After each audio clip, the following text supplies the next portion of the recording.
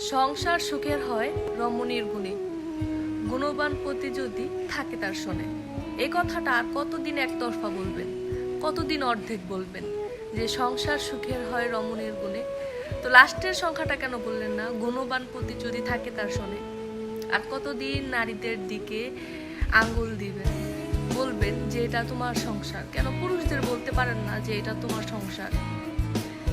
কেন বলতে পারেন না যে দুইটা সন্তানের দিকে তাকিয়ে, স্ত্রীর মুখের দিকে তাকিয়ে সবকিছু স্যাক্রিফাইস করে নাও, এটা তোমারই তো সংসার?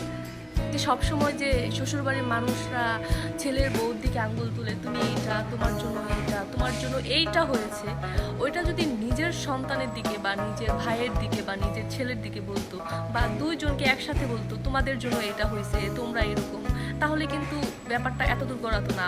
আমরা সব সময় মেয়েদের অবহেলিত করি, সব সময় মেয়েদেরকে ছোট চোখে দেখি, সব সময় পুরুষ মানুষদের উঁচু চোখে দেখি, সব সময় হচ্ছে মেয়েদের বলি স্যাক্রিফাইস করে নাও, স্যাক্রিফাইস করে নাও, জীবন সুন্দর হবে, পুরুষ মানুষ তো ভুল করেই। তাহলে আমরা কেন পুরুষদের বলি না?